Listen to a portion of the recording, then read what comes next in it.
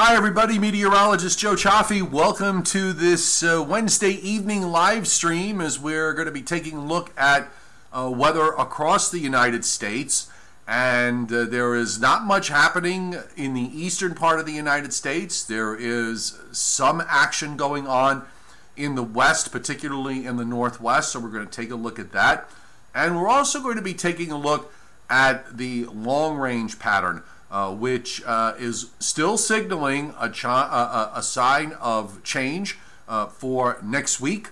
But the weather models today have, after initiating the change early next week, kind of go in different directions. The European has a much more aggressive pattern change outlook going forward deeper into the long range, whereas the GFS kind of has a much more benign look to it. Both models have been holding very, very firmly in their views of this, so it'll be very interesting to see which model caves to the other. One of the problems with this involves the development of some blocking. The North Atlantic Oscillation, which basically measures changes in pressure in the North Atlantic, is forecast to go negative, which would suggest a blocking pattern in the atmosphere, and that normally translates to colder weather across the eastern part of the United States. The problem is it's a highly unstable pattern, and weather models have a very difficult time dealing with that. I often joke around that the weather models have predicted 20 of the last 2 blocking patterns. Weather models seem to want to show signs of blocking a lot, only when reality hits, it doesn't happen that often. And this may be one of those times, we'll see. But in the meantime, we're going to switch over to the weather video, and then we'll come back and we'll continue this conversation. So just stand by. We're going to first take a look at the current weather across the United States. It's just so unusually quiet. The eastern part of the United States, everywhere east of the Rockies, except for a few wispy clouds here and there, it is about as nice as you can get for not just this time of year, but probably any time of year. The stretch of weather in the Northeast in particular has been pretty spectacular so far. And the only spot that we're having some issues off into Florida and offshore, and that's because we do have a stalled weather front that is kind of sitting out in the open waters of the Atlantic. Let me just get the draw mode in for you here, and you can see it right through here. All the clouds, and you also have an onshore flow that is being produced, and this persistent wind that's coming in from the northeast bringing in that moisture, so they've been getting some occasional rain over parts of Florida, but it's not covering the whole state, nor is it widespread. And in the meantime, it's just bone dry here in the east with a high. Actually, the high is out in the Atlantic, but it's going to redevelop over the Tennessee Valley and just reinforce the dry air that's here. And with all this moisture just kind of pinned well to the south, it can't really get that humid. So it's good. Now, let's jump to the western part of the U.S., because that's where we do have a little bit of action going on.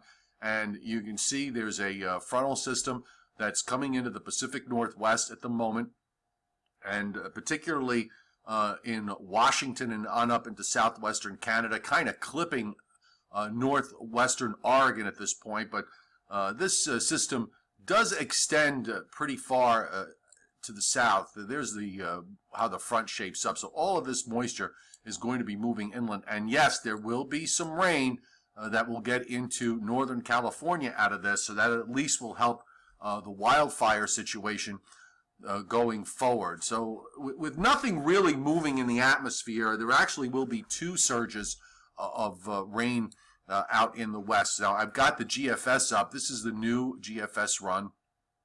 We'll just back it up a little bit. This is for this evening, and you can see there's heavy rain in Washington. Starts to spread a little further south into Oregon, and by later tomorrow, it moves into Northern California and even some snows in the mountains there. In terms of rainfall amounts in the west, we are seeing the GFS showing some heavy amounts, of course, across most of western Washington, on the order of 2 to 4, even some 5-inch amounts there, and on up into southwestern Canada. Then you start to get slightly lesser amounts. You go into California. In northern California, it's on the order of a 1/2 inch to some pockets of an inch or two. So listen, every drop is going to help there. So that is not necessarily a bad thing. Yeah, it'd be great if this area, this heavy area that's up in western Washington, were further south, but that is not the case. Now, we'll go to a wider view of the west, and after that first surge goes by, there actually is a second surge that comes in over the weekend with another round of heavy rains for northwest Oregon, Washington State in particular, some very heavy rains into eastern Washington, and a little bit gets into northern California with that second batch, but most of this winds up being a little further north. If you look, by the way, out to the east, you suddenly start to get rain and thunderstorms developing in the southern plains and on up into the middle Mississippi Valley. That is the next cold front that's going to be due in the eastern part of the U.S. And since we're going to have nothing but dry conditions, at least through the weekend, we can jump to Sunday afternoon to see where this front is. This is the new GFS model that's coming out now, so I'm going to go back one run. And we'll have this front. Now, some tropical moisture finally starts to get involved as the high moves out. So we are going to see an expanding area of rain showers moving into the northeast finally, and the mid-Atlantic states for Tuesday night, and into early Wednesday. Now, there are some model differences here that we're going to get into. Behind that is a shot of colder air, because we are going to see the pattern change going forward. Rainfall amounts, by the way, because we have been so dry, on the order of maybe some 2-inch plus amounts as you go inland up the Appalachians, with lesser amounts on the order of maybe a 1/2 inch to an inch or so for the areas closer to the coast. But again, you take what you can get with all this because of the very dry nature of what we've been in for the last 6 or 7 weeks. Now, I want to touch on the long-range pattern here, because as we've been advertising, and models have been advertising this pretty well, we do have a change. Now, this is a week from today, but let's back it up so we can take you there and to show you what happens. So we do have basically this ridge that builds in the east for the weekend and then moves out, and then we start to see this vortex that develops in Hudson Bay, and that vortex deepens or intensifies, and that trough just swings down and around down the Ohio Valley into the Gulf states, and that'll bring the moisture up the eastern seaboard. So suddenly, by this time next week, you have on the GFS, you have a ridge in the west. I'm going to just back it up so I can match it up to the European. Ridge in the west, ridge in the Atlantic that runs all the way up toward Greenland. Here's your, whoops, didn't want to do that. Hold on. So here we have our, let me try that again. Here's your ridge in the Atlantic up to Greenland. Here's your ridge in the west. Gets flattened a little bit because of this jet that's up in northern Canada. Here's your deep trough in the eastern part of the United States. You also have action out in the Pacific. There's general troughing down from the Aleutians down to Hawaii. Now, this is where from here, we're going to see some big model differences.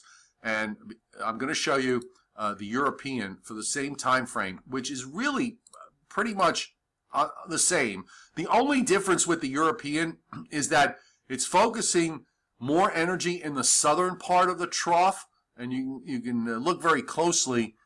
You will see here's your trough axis like this, but right in here, there's where you have an upper low that's forming. So the bottom part of that trough is actually stronger and separating from the top part of the trough. The GFS doesn't do it quite with the dynamic nature that the European has it. So this would suggest a prolonged and heavier rain event for the east going through Tuesday into Wednesday. Now, here's where the differences lie. And the big difference here is next Friday on the European. And by the way, the European has been very consistent for the last number of runs showing this. What the European has is that the ridge in the Atlantic builds very strongly all the way up to just south of Greenland, where you see this purple area. That is indicative of just how much above normal the pressures are going to be in this area. In the meantime, when you have something to one extreme, you got to have it in the other extreme, and that's this trough that's coming into the east for later next week, okay? And that's going to bring down a shot of colder air because you have a big ridge built out in the west. So the European has a very amplified pattern across North America and out in the Atlantic. Deep trough off the west coast. Deep upper air storm sitting near the Azores. So all of this amplitude here on the European is different from what the GFS has. And here's the GFS. Completely different out in the west, completely different out in the Atlantic. Again, let me flip back. European. Whoops, wrong time frame. I'm sorry. I have to make sure I got my time frames correct. So here's the GFS for. Okay, so this is next Friday. GFS, European. See the difference? It's huge. This is a big problem in terms of the forecast because the European would certainly suggest colder air coming into the Great Lakes, the upper Midwest, and eventually into the eastern states. That'll be a second trough that's coming through. The biggest difference in the models is in how it handles the ridges on both coasts, and particularly the Atlantic ridge. The European being far more amplified with this upper high that's going to try and build just south of Greenland. The GFS, on the other hand, says no, and that is not the case. We can go to the GFS here for the same time frame with the European. Notice, doesn't have that ridge built up into southern Greenland. It actually builds it more northeastward toward Iceland and toward Western Europe, and that's huge because without that ridge there, this trough in the east on the GFS lifts out, and you actually have ridging that develops in eastern Canada as we go into the long range on the GFS run, with another trough coming back into the west, the ridge in the west completely flattened. The European, late in the period, at its day 10, which is as far as we can go, would suggest that this will be a much more active, much colder pattern going forward into the long range as we move into the month of November. So as always with these things, a lot of mystery setting up, and we're going to stop at this point, and I'll come back to you, and we'll converse for a little bit. So just stand by. In the meantime,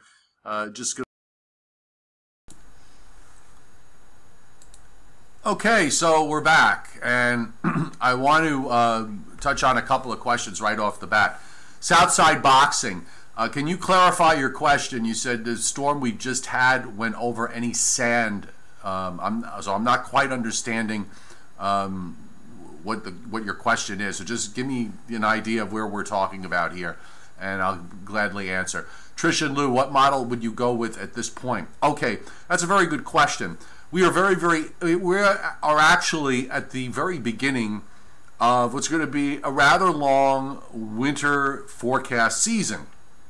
And one of the things that I do, and one of the things that I would advise young forecasters that might be watching this is where you start to really pay close attention as to how models handle certain situations.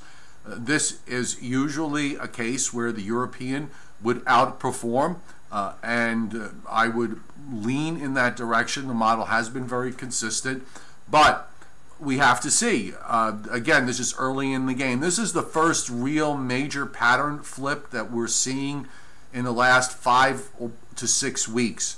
So it's going to be very important to see which model handles that transition the best. And also, what's going to be very important is the indications of the North Atlantic oscillation going negative, or the blocking pattern showing up. Whether the European in particular is handling that correctly or not. The GFS would suggest that there would not be that much blocking, if any at all. The European is much more bullish on it. So this is where we're kind of going to be in a watch, wait, and see mode, and it will be something that we may carry over in the forecasting experience as we go forward. If we know that if we do wind up with the Europeans look being correct, that may be a valuable lesson and a valuable tool for forecasters to remember as we go deeper into November. The other thing I'm going to be looking for is that when we see the change into next week, how long does it last? Is it something that's just a fly-by-night and then the ridge in the east comes right back? Or is this something that's going to be a much more long-lasting? It's likely that it would be more an evolutionary process rather than just sort of a single instantaneous act. We're going to just basically have to watch to see how the pattern evolves during the month of November from this particular change that we're going to be seeing. So there will be a lot to be learned over the next couple of weeks that we're going to need going forward. Okay, let's see. Could Massachusetts see their first snowflakes on the backside if the euro is correct? David Erickson, I don't think from the first push. Might have to wait to see if the European is right on that second trough. Maybe from that one, you might see some stuff in interior New England, not impossible, and in upstate New York. Leon, I wouldn't worry too much about the Farmer's Almanac. Broken clocks are right twice a day. If you write things down often enough, eventually they're going to be right. Steve Addy, if the depths of jet stream ridges and troughs have to match, how does the shallower pattern get established? Well, sometimes you don't have the amplitude. You don't have, someplace somewhere along the line. If you get it in, if you don't have the amplitude in the overall jet stream pattern, where things are just kind of moving along from west to east, you do see that because at these big storms that form in these high amplitude patterns eventually reach their peak and then they decay. So as that happens, the jet stream relaxes.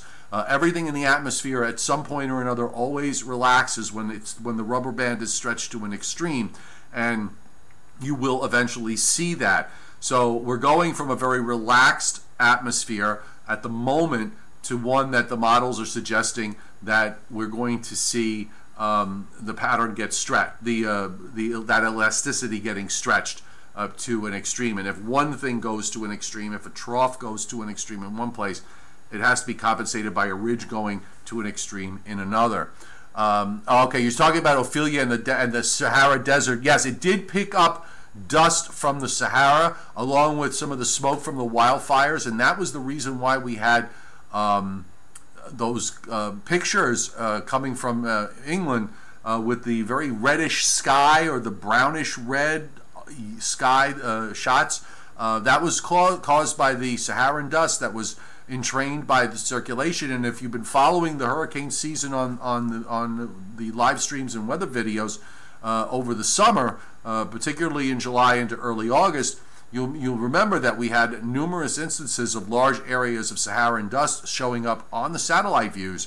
So that was pulled up with this storm and its circulation so far to the east. It was able to pull up some of that dust from North Africa and bring it right up into the higher levels of the atmosphere, and that's where you got those really, in some cases, very eerie and very awesome pictures that were produced.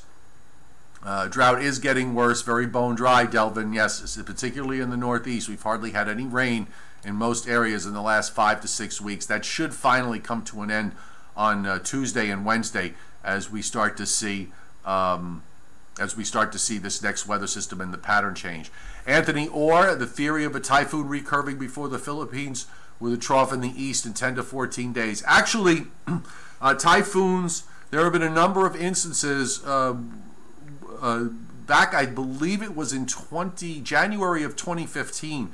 We had a typhoon that recurved east of the Philippines and Japan and wound up energizing a very strong storm in the Gulf of Alaska, which in turn created a strong ridge in the western part of the United States, which in turn created a very deep trough in the east. So the answer to your question is yes. Recurving typhoons under some circumstances can energize the pattern across North America and create a trough, a deep trough in the eastern part of the U.S. Tricia and Lou, that's a short-term question about how cold, so why don't we wait till we get there? But it will be quite chilly. I wouldn't be surprised if you might see your first 20s and 30s, certainly. Ryan Ford, will La Nina give us a late season hurricane potentially? I think there could be one more named storm, maybe two if one forms out in the Atlantic. But I think we're getting to the point now where things are starting to wind down. Particularly if this trough action you start to get these deep troughs in the east and cold air masses starting to drop southward and getting pretty far south into the United States and into the Gulf of Mexico and off the southeast coast. That could shut the tropical process off, depending on how it sets up. Trough in U.S. ridge is in Greenland, trough in Europe. Ridge in Western Europe, trough just offshore the coast of Europe, I believe, Delvin, but I did give Europe a quick look. And by the way, there is that Gale Center, I think the UK Met office is calling it Storm Brian. That Gale Center is on course to move over Ireland and England and Scotland late Friday night into early Saturday with some wind and rain, but it's not going to be of the same magnitude of what we saw with the post-tropical or post-hurricane Ophelia. Do active hurricane seasons lead to warmer winters in the east? Jason Smaltz, there's no real... Many years ago, I went and tried to find some sort of correlation. I couldn't find it. There's no real correlation between the two. We've had active hurricane seasons that have produced cold, that have been followed by very cold and snowy winters. We've had inactive seasons followed by cold and snowy winters. We've had inactive seasons followed by warm winters, and we've had active seasons followed by warm winters. I don't believe that there's any correlation, although somebody maybe that has done a study can prove otherwise to me. But as far as I know, I haven't seen any literature that suggests a connection between the two. Weather and low, you keep asking me all the time about this hurricane for Norfolk. It's not happening right now, so just really, relax. You got plans. Go ahead with them. I wouldn't worry about it, okay? It hasn't happened up till now. The odds are it isn't going to. Okay, Pro Fran Roach, the ad with the girl in the bathroom, I'm not understanding that. So maybe if you could explain it, but I'm not understanding, unless there was an ad on one of the tropical tidbits thing where one of the ads showed up, but I didn't happen to notice on their map. And by the way, thank you, Levi Cowan, again as always, for the use of your wonderful maps on tropicaltidbits.com. Okay, so it seems like this 6 o'clock live stream time is working. It certainly works for me because I have time to do it, and it's before my weather shows and my dinner break. So I think we're going to stick with this during the week on Monday through Friday as best we can. Of course, storm situations may throw a monkey wrench into the plan. Thank you for those of you who have hit Super Chat over the last couple of days. I really appreciate it. And if you are so inclined, I did put up my PayPal on the chat here, but by all means do not feel obligated. I just put it out there. And yes, Anthony, lower than normal pressures in the Caribbean next week, mid to late week. That doesn't mean anything tropical will happen, but the fact that the pressures will be low there, we will have to watch. Weather models have been trying to spin up things there from time to time over the last several days. Now, whether it winds up becoming something real or not remains to be seen. All right, folks, I hope everybody had a great Wednesday. Keep enjoying the beautiful weather that we have. If you're in the eastern part of the United States, and particularly the northeast and mid-Atlantic, you're going to be fine through Sunday. Temperatures generally upper 60s and low 70s by day, nights in the 40s to low 50s at night. I think this is about the nicest stretch of weather that we've seen here in a long, long time. Certainly the nicest stretch of weather we've had all year, in my opinion. And we will be back tomorrow, and you can check all the latest website posts, such as they are, because the weather is pretty quiet, but I do have something written up on the long range at meteorologistjoecioffi.com. And Southside Boxing, thank you. I'm glad you clarified that, and I was able to answer your question. It's thank you very much for being here, and thank all of you for being here on a daily basis. I really, really appreciate it. Ed Fines, thank you so much for saying that. That's very kind of you. By the way, I do have some local library appearances coming up on Long Island, and I will let you know in the next couple of days for those of you who are watching these live streams from Long Island when and where they are. They are going to be in the first week of November. So I'll be posting information on that in the coming days. Have a great Wednesday night and a great Thursday. We'll see you tomorrow.